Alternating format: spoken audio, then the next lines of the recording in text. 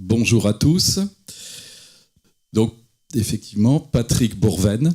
Je suis donc le directeur de l'environnement, aménagement, logement en Martinique. Donc, c'est le service de l'État qui est le représentant du ministère de l'Environnement, de l'Énergie et de la Mer et du ministère du Logement et de l'Habitat durable.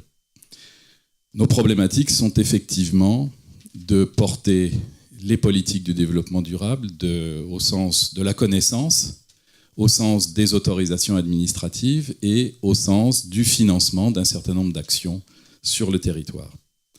Alors bien évidemment, aujourd'hui, parler de développement durable, c'est totalement commun. Personne, aucune entreprise ne peut s'y soustraire et elle y joue de sa survie.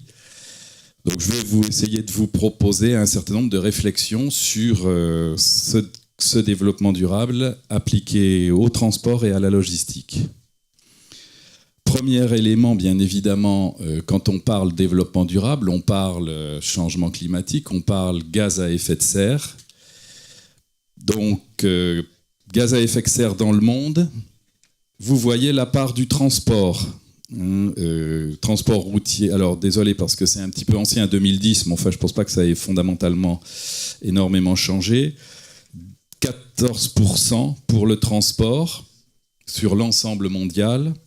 Et un élément intéressant, c'est qu'en indirect, 0,3%, ce qui veut dire qu'en fait, les transports consomment directement des énergies et la contribution notamment de l'électricité est extrêmement faible.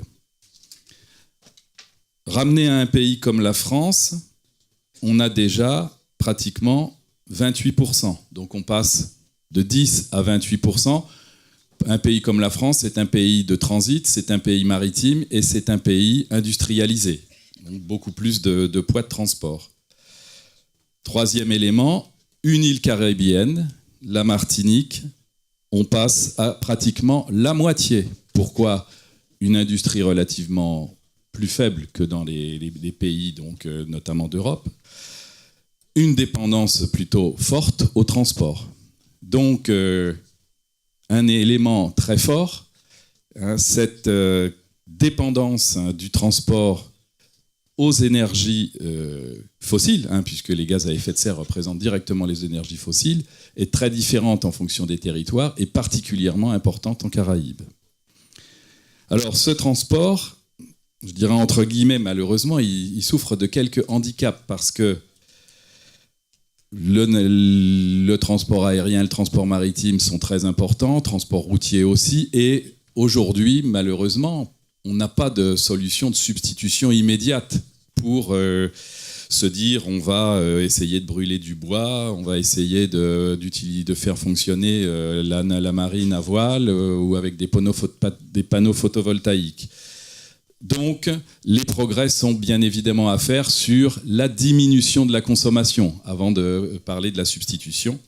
Et puis, deuxièmement, aujourd'hui, en ce qui concerne le transport maritime, principalement, on consomme encore beaucoup de fioul lourd avec des fumées qui ne sont pas protégées, nettoyées, avec donc des émissions d'oxyde d'azote, de soufre, de particules fines très importantes. On parle d'une contribution de pas loin de la moitié pour le transport maritime.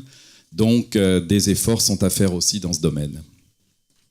Alors, les efforts, bien évidemment, ils sont à faire par tout un chacun. Les entreprises, les usagers, les gouvernements.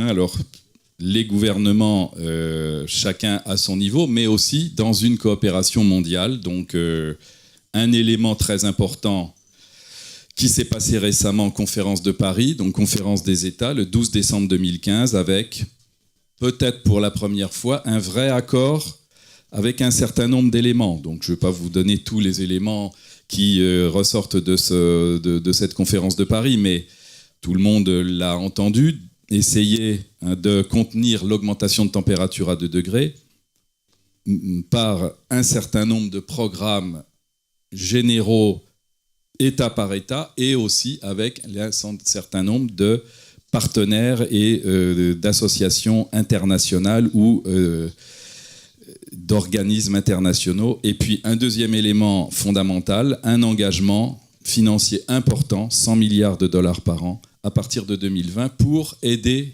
les pays en voie de développement à faire face à ces obligations. Deuxième élément important, c'est le suivi. Donc, c'est-à-dire, il ne s'agit pas d'engagement qu'on prend et puis ensuite qu'on laisse faire, c'est un suivi quasiment annuel et une obligation donc de faire un bilan tous les 5 ans et d'adapter, puisqu'on sait très bien que l'adaptation ne sera pas linéaire, elle commence plus doucement en espérant qu'elle accélère avec le temps, dans la mesure où de plus en plus d'efforts seront faits, les financements seront mis en place et donc on espère accélérer. Alors pour la mise en place réelle, il vient de se signer le 22 avril 2016 l'accord, puisque en fait au mois de décembre c'était qu'un engagement des parties. Là maintenant c'est l'accord qui a été signé officiellement donc à New York, à l'ONU, et ensuite la ratification par chacun des États. Il est nécessaire que 55 États représentant 55% des émissions mondiales ratifient pour que l'accord soit applicable. Alors bien évidemment, comme je le disais, les organismes internationaux n'ont pas forcément non plus attendu pour pouvoir s'engager. L'organisme international en matière d'aviation civile, l'OACI, 8 février 2016, un accord donc pour une norme de certification sur les émissions de CO2 des avions. L'OMI à son tour, 22 avril 2016, dans le cadre de sa conférence environnementale, et au moins l'obligation faite aux navires d'enregistrer, déclarer leur consommation de carburant, c'est un engagement important. La communication est très importante, notamment vis-à-vis des consommateurs, qui marquent l'engagement des entreprises. Deuxième élément important dont je parlais, c'était la pollution. Donc un certain nombre d'actions sont faites au niveau des États ou des groupes d'États. Donc vous le voyez notamment sur la carte, l'Europe et États-Unis, Canada ont, dès 2015, mis en place des restrictions importantes pour tous les navires donc, qui fréquentent leurs côtes d'utiliser des carburants ou de faire en sorte que les émissions soient limitées à 0,1% de soufre, notamment contre 1%. Ce qui est important, c'est qu'on peut constater que ces zones constituent des zones parmi les plus importantes en consommateurs. Et à partir du moment où un navire devra fréquenter ces zones, même si d'autres zones ne sont pas concernées, il sera obligé, lui, de s'adapter.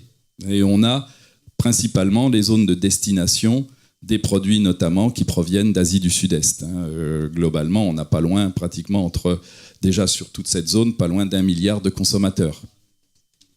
La Caraïbe est aujourd'hui potentiellement concernée notamment par Porto Rico, puisque dans le cadre de l'accord avec les États-Unis, maintenant, comme je le disais, l'effet est forcément indirect et va arriver relativement rapidement. L'ensemble de l'Europe sera concerné à partir de 2020.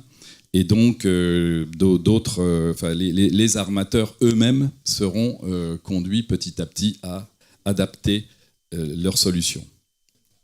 Alors, du point de vue national français, l'accompagnement s'est fait dans le cadre de la loi de transition énergétique pour une croissance verte, avec, pour l'ensemble des secteurs, mais en particulier le transport, un certain nombre de dispositions à la fois donc contraignantes, mais aussi beaucoup d'objectifs d'aide fiscale, d'aide directe, de prêts pour permettre d'adapter l'ensemble des installations, que ce soit chauffage, transport.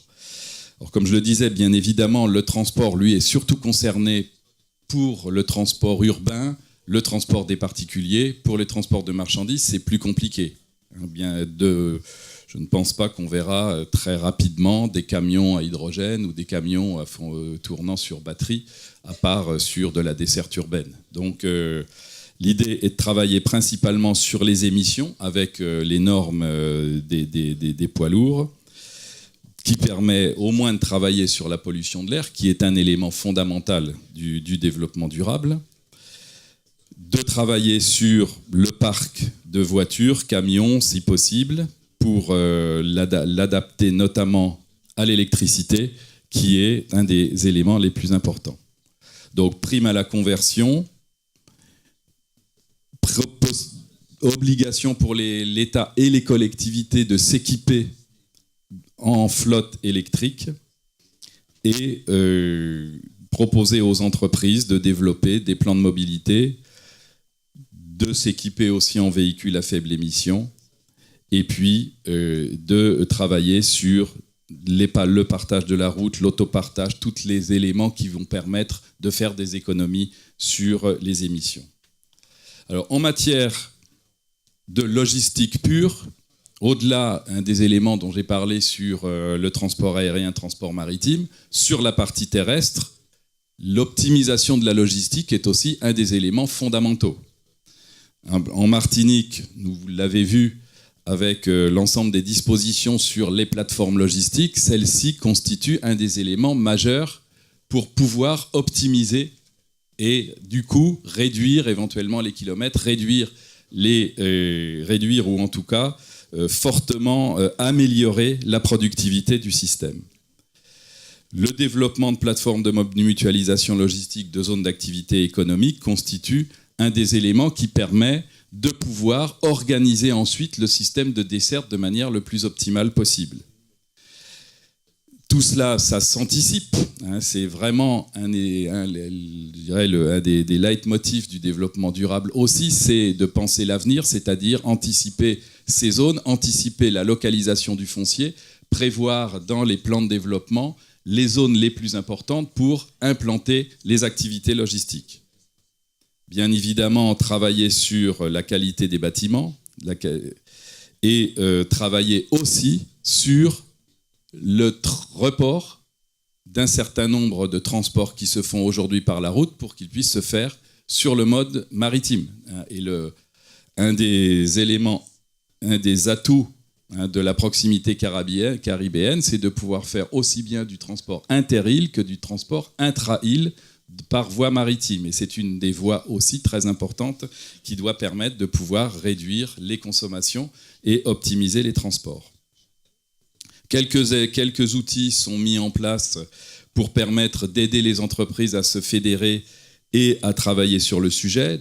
Les chartes d'objectifs CO2 qui engagent l'entreprise et lui permettent d'obtenir un label de qualité qui lui aussi va pouvoir lui servir à la fois à faire des économies mais aussi à valoriser sa communication. Et puis, élément important aussi, celui des chartes sur la logistique durable en ville. Nos petites îles ne sont pas des villes, mais on parle de villes-îles où finalement les problématiques urbaines se retrouvent sur l'ensemble du territoire. Et permettre de mieux organiser dans le cadre d'une charte logistique sur l'ensemble du territoire ou sur les agglomérations les plus importantes constitue aussi un des leviers importants dans la mesure où il permet de mettre l'ensemble des acteurs en synergie, les collectivités qui ont un certain nombre de pouvoirs de police, et l'État, bien évidemment, et les entreprises qui peuvent s'organiser pour permettre d'optimiser ces transports. Dernier élément, et enfin, le plus proche et qui nous concerne aussi fondamentalement en zone tropicale, c'est le stockage frigorifique. Le stockage lui-même permet de pouvoir mettre des panneaux photovoltaïques, par exemple, sur les toits, donc contribuer à ce développement durable, mais sur le frigorifique aussi, des solutions existent dans le cadre, effectivement, d'un besoin très important de pouvoir gérer des entrepôts à température dirigée avec différentes solutions. La géothermie ici est un atout. Beaucoup des îles caribéennes disposent de ressources géothermiques, mais le photovoltaïque existe. Le froid, avec notamment la proximité de la mer aussi, constitue des solutions importantes. Ce qui montre qu'aujourd'hui, à tous les niveaux, les partenaires sont engagés, États, groupes d'États, organisations internationales, entreprises, collectivités. Il y a des progrès importants nécessaires et aujourd'hui, je pense que tout le monde est sur le pont pour que les économies et pour le bien de la planète puissent être faites. Merci.